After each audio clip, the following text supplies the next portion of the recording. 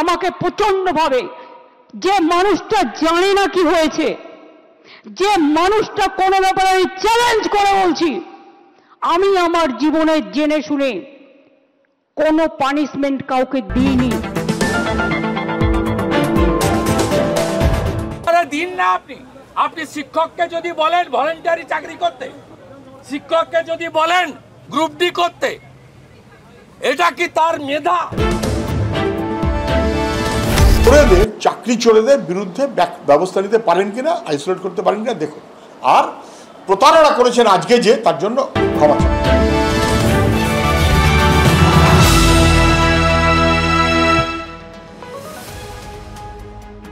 ছাব্বিশ হাজার চাকরি বাতিল নিয়ে বেশ অস্বস্তিতে রাজ্য সরকার। চাকরি চুরির অভিযোগ করে একদিকে বিরোধীদের আক্রমণ, অন্যদিকে দেশের শীর্ষ আদালতের রায়ে খোলা আকাশের নিচে চাকরিহারারা। তাদের ভবিষ্যৎ কি, কারা যোগ্য আর কারা অযোগ্য তা নিয়ে ইতিমধ্যেই তরজা তুঙ্গে।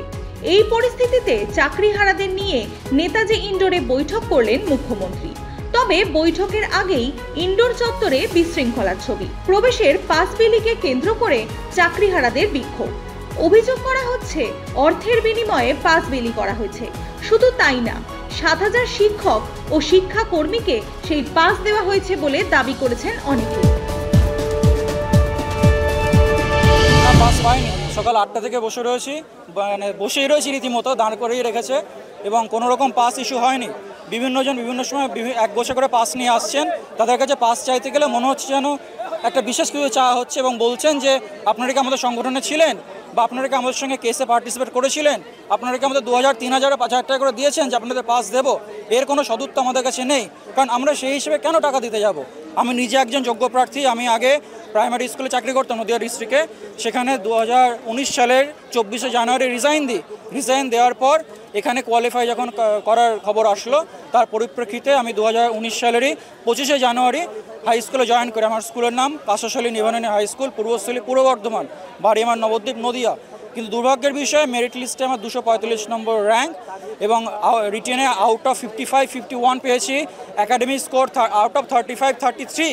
তা সত্ত্বেও এবং যে আমাদের পার্সোনালিটি টেস্ট হয় সেখানেও যথাযথ নাম্বার পেয়ে টোটাল নাম্বার হচ্ছে আউট অফ 100 91.16। আমার হাতে মেরিট লিস্ট আছে, দেখতে পারবেন, এবং সমস্ত ডকুমেন্ট আছে যেগুলো আমি রিজাইন দিয়েছি, যার পরিপ্রেক্ষিতে আমি নতুন করে হাই স্কুলে জয়েন করেছি। Everything is okay. তথাপি বারবার আবেদন করা সত্ত্বেও এবং আরও দুর্ভাগ্যের বিষয়, আপনাদের মিডিয়া পার্সনদের কাছ থেকে ওনাদের কাছেও বারবার অ্যাপিল যাওয়া সত্ত্বেও আমরা এখনও পর্যন্ত যোগ্য প্রার্থী হওয়া সত্ত্বেও ভেতরে ঢুকতে পারলাম না। যে কারণে আজকে মাননীয় মুখ্যমন্ত্রী সভাটা ডেকেছেন, যাতে যোগ্য প্রার্থীরা বঞ্চিত না হয়। আমাদের মাননীয় মুখ্যমন্ত্রী সদা সর্বদা মানবিক এবং তার এই মানবিক মুখটা দেখার জন্যে আমাদের আজকে আসা। ভেতরে গিয়ে আমরা যে তার সঙ্গে সরাসরি কথা বলতে পারবো সে প্রত্যাশা করি না। ভেতরে প্রচুর ভিড়, তথাপি তার মুখটা দেখতে পারলে একটা আশ্বাসের জায়গা, একটা ভরসার জায়গা যে না, দিদি আমাদের সঙ্গে আছেন, দিদি আমাদের রাজ্যের অভিভাবিকা। বাড়িতে এখনও পর্যন্ত বলতে পারিনি, মা বৃদ্ধা, হার্ট অ্যাটাকের পেশেন্ট। নেতাজি ইন্ডোরে বৈঠকের প্রবেশের পাস বিলি নিয়ে তীব্র ভাষায় কটাক্ষ করেন বিজেপির রাজ্য সভাপতি সুকান্ত মজুমদার। ৭,০০০ শিক্ষক ও শিক্ষাকর্মীকে পাস দেওয়া হলে তার যোগ্য তালিকা তাহলে কমিশনের কাছে আছে বলে দাবি বিজেপির। দেখুন, আমাদের কাছে খবর, প্রথম কথা হচ্ছে যে যদি পাস দেয়া হয়, মাননীয় মুখ্যমন্ত্রী বলেছেন আজকে আমি যোগ্যদেরকে নিয়ে বসেছি, তার মানে যোগ্যদের লিস্ট ওনার কাছে আছে। তাহলে কোর্টে সেই যোগ্যদের লিস্ট দেননি কেন? দ্বিতীয় যে বিষয়টি আমাদের কাছে খবর, যে এই পাসও নাকি আবার বিক্রি হয়েছে, সেখানেও দুর্নীতি। এই পাসও বিক্রি করা হয়েছে, টাকা দিয়ে লোকে কিনে সেখানে ঢুকে গেছে।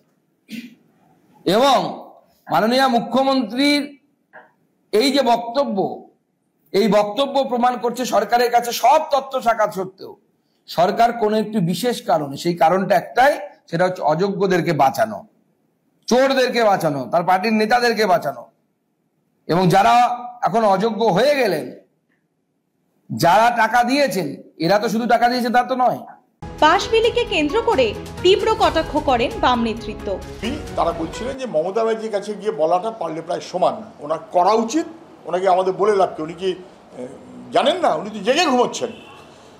আজকে বাইরে অনেকে বলেছে যে একটা ভিডিও দেখা গেছে নাকি ওয়েমার শিট এবং চাকরি ইত্যাদি ইত্যাদি দেখে যোগ্যদেরকে পাস দেওয়া হয়েছে। তাহলে যোগ্যতাকে যদি পাস দেওয়া হয় তাহলে 7,000 পাস দিলেন, তাহলে বাকি 19,000 অযোগ্য, এটা মুখ্যমন্ত্রী নিশ্চয়ই মেনে নিলেন। ভুল, অতটা অযোগ্য বলে আমি মনে করি না।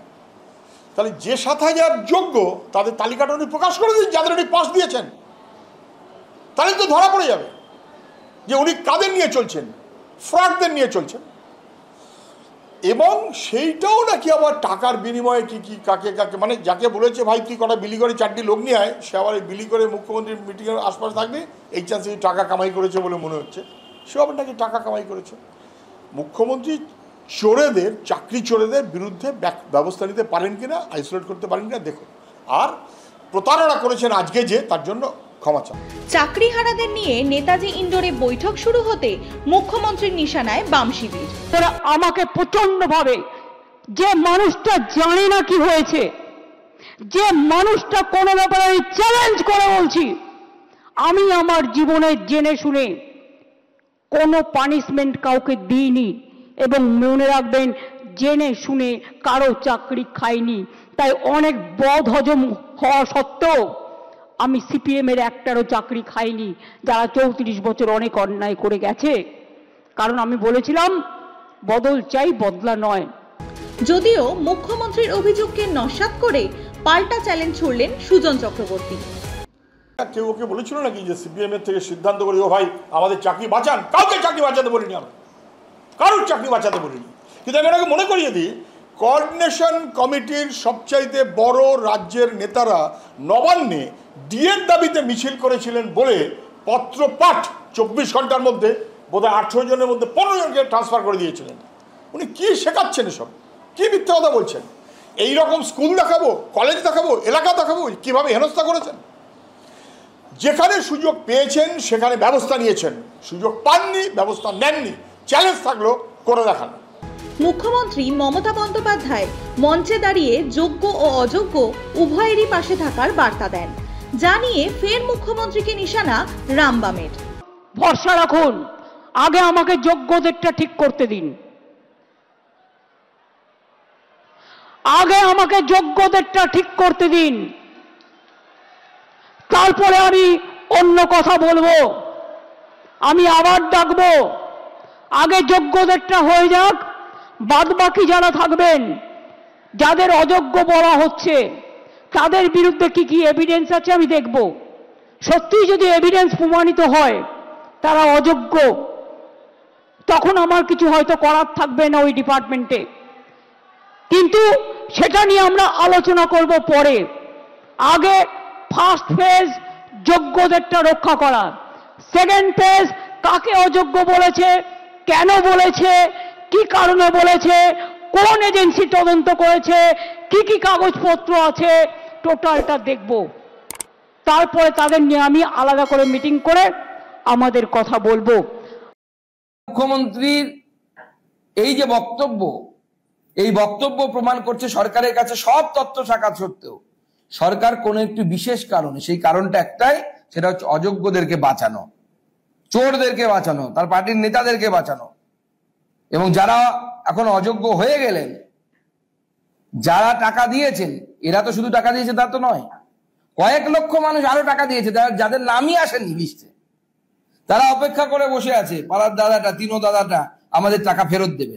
টাকা ফেরত এমনি পাবেন না, সবাই মিলে একটা গ্রুপ তৈরি করুন জেলায় জেলায়, তৃণমূল নেতাদেরকে বাড়ির দেয়ালে সামনে, গাছের সামনে, গাছের সাথে বাঁধুন, যে গাছ পাবেন তাতে বাঁধুন, বেঁধে উত্তম মধ্যম দিন, তবে এই টাকা ফেরত পাবেন, নচেত এই টাকা ফেরত পাবেন না। ইন্ডোরে পরিষদ বেষ্টিত হয়ে তাদের চিফ সেক্রেটারি বা অন্য সেক্রেটারি তারা এমন আছেন, মন্ত্রী টন্ত্রী এমন আছেন, তেমন আমি দেখলাম প্রাইমারি স্কুলের অপরাধের সঙ্গে যারা যুক্ত তারাও বসে আছে। এই স্কুল সার্ভিসের মাথারা ছিলেন কিনা আমার চোখে পড়েনি, আমি তো সবাইকে চিনি না, এই সবাইকে নিয়ে বসেছিলেন, কিন্তু তলায় তখন যারা যোগ্য চাকুরি প্রার্থী তারা তখন চেঁচাচ্ছে যে আপনি রাজনীতি পরে করবেন, আমাদের চাকরিটা কী হবে বলুন, আপনি কেন সুপ্রিম কোর্টে হলফনামা দেননি, কেন যোগ্যদের তালিকা দেননি, কেন আপনি গত 1 বছর সময় নষ্ট করেছেন, এটা আপনি পারলে উত্তর দিন, আর কেন টাকার পর টাকা খেয়ে বেআইনি নিয়োগ করে আমাদের বিপদে ফেলেছেন, উত্তর দিন। মুখ্যমন্ত্রী তখন সেগুলোর উপর উত্তর না দিয়ে বরং একজনকে জিজ্ঞেস করলেন তুমি যোগ্য, না তুমি অযোগ্য। না মুখ্যমন্ত্রী তো যোগ্যদের কার্ড দিয়েছেন, দিয়ে উনি জিজ্ঞেস করছেন তুমি যোগ্য না তুমি অযোগ্য। ওরা বলেছে আমরা সবাই অযোগ্য, কারণ আপনি একমাত্র যোগ্য। আসলে বলতে চেয়েছে আমরা সবাই যোগ্য, কারণ আমাদের যিনি চালাচ্ছেন তিনি সবচেয়ে অযোগ্য।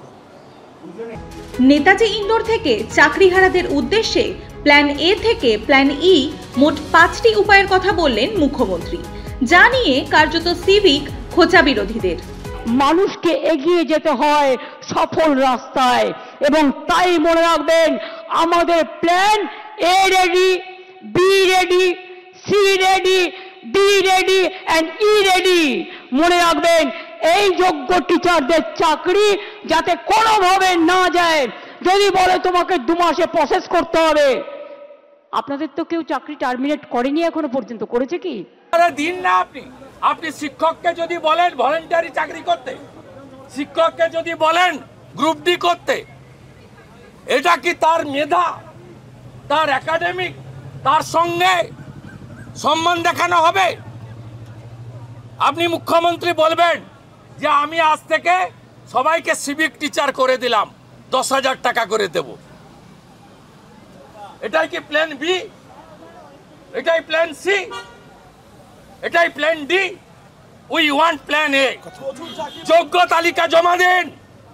আপনি মমতা ব্যানার্জি নিজে দাবি করেছেন বড় লয়ার, আপনি নিজে সুপ্রিম কোর্টে মুভ করুন, হাতে রাখুন যোগ্য তালিকা। আপনি তো পারেননি। আমি জানি না মাননীয় মুখ্যমন্ত্রী সিভিক ভলেন্টিয়ারের মতো সিভিক টিচার করবে কিনা, তবে এই মুহূর্তে মাননীয় মুখ্যমন্ত্রী সিভিক মুখ্যমন্ত্রী হয়ে গেছেন। বাংলার মানুষের বিশ্বাস আস্থা কোনোটাই মাননীয় মুখ্যমন্ত্রীর প্রতি নেই। উনি যতই ঘোরানোর চেষ্টা করেন এদিক করে ওদিক দিয়ে, কখনো হয়তো ওয়াক অফ নিয়ে, কখনো রামনবমীতে ছোটখাটো একটা হামলার ঘটনা ঘটিয়ে দিয়ে, কখনো নিজের লোকেদেরকে নতুন করে রাম ভক্ত করে দিয়ে হনুমানের মতো লাফাতে লাফাতে তারা রামনবমী করবে বলে নেমে গেছে। শিক্ষকরা কতগুলো কথা অত্যন্ত স্পষ্টভাবে বলেছেন। তারা বলেছেন আমরা কোনো দয়ার দান চাই না, আমরা কোনো ভলান্টিয়ারি করতে আসিনি, আমরা কোনো সিভিক ভলান্টিয়ার হতে বা সিভিক মাস্টার হতে আগ্রহী না, আমরা যোগ্য। এবং তারা বড় অংশ যোগ্য নিয়ে আমার কোনো সন্দেহ নেই। তারা এটা বুঝতেও পারছে না, বলছেনও বটে যে আমাদের যোগ্য তাদের মধ্যে আপনি কাকড় ঢুকিয়ে দিয়ে, অযোগ্যদের ঢুকিয়ে দিয়ে টাকার বিনিময়ে তাদের রক্ষা করতে গিয়ে আমাদের বিপদে ফেলেছেন। এবং এই যোগ্য অযোগ্যের ভাগ করাটা ছিল জরুরি। একদিকে রাজ্য সরকার যখন সুপ্রিম কোর্টে রিভিউ পিটিশন দাখিল করবে, অন্যদিকে চাকরিহারা শিক্ষকদের স্কুলে ফিরে গিয়ে ভলেন্টিয়ারি সার্ভিস দেওয়ার কথা বলেন মুখ্যমন্ত্রী। মুখ্যমন্ত্রীর এই আশ্বাসে ভরসা পাচ্ছেন না চাকরিহারারা। আইনের ঊর্ধ্বে তো কেউ নয়। এবার উনি বলছেন আমাদের স্কুলে যেতে, আমরা অবশ্যই স্কুলে যাব, কারণ আমরা বৃহত্তর পড়ুয়াদের স্বার্থেই আমরা রয়েছি। এবং বাদবাকিটা উনি বলেছেন যে রিভিউ পিটিশন, কিউরিকেটিভ পিটিশনে উনি যাবেন, এবং উনি আমাদের ভরসার হাতটুকু দিলেন। কিন্তু আমরা কিন্তু ভরসা পাচ্ছি না, কারণ আইনের ঊর্ধ্বে তো কেউই নন বলুন। এবার যদি আমাদের যেটা আছে চাকরি, সেই চাকরি যদি অনিশ্চয়তার মুখে পড়ে, আমরা বৃহত্তর আন্দোলনের দিকে যাব। স্বস্তি হলেও আমরা এখন ধোঁয়াশার মধ্যে আছি। আমরা এখন করবোটা কি? এখন আমাদের সুরাহা তেমন হয়েছে বলে আমরা মনে করছি না, কারণ একটা আইন হয়ে গেছে। মুখ্যমন্ত্রী যদি আমাদের যদি পাশে থাকেন তাহলে উনি আগে থাকতে পারতেন, কিন্তু এখন একটা আইন রায় বেরিয়ে গেছে, ওই ভার্ডিক্টকে চেঞ্জ করে আমাদেরকে আইনতভাবে যাতে এখানে অ্যাপয়েন্টিং করে দেন, তাহলে কিন্তু আমরা আরও খুশি হব। এই ধোঁয়াশার মধ্যে আমরা থাকলাম এখন আমাদের পুরোপুরি আমাদের যে দ্বিধাদ্বন্দ্ব ছিল সেটাও এখনো কাটেনি। এখনো কোনো আশ্বস্ত হলাম না, কারণ উনি শুধু আমাদের নয়, আমাদের পরের জেনারেশনকে উনি শেষ করছেন, এবং দায়িত্ব নিয়ে সেটা করেছেন, দায়িত্ব নিয়ে করেছেন। আমাদের জীবন শেষ, কিন্তু আমার বাচ্চারা, আমার 2 বছর একটা মেয়ে আছে, আমরা স্বামী স্ত্রী এসেছি, আমার মেয়েটা সেখানে পড়ে রয়েছে। অল্প রাস্তা, উনি আইনি ব্যবস্থা করে উনি মিরর ইমেজটা কোর্টে প্রডিউস করুক না, আছে তো ওনার কাছে সব কিছু।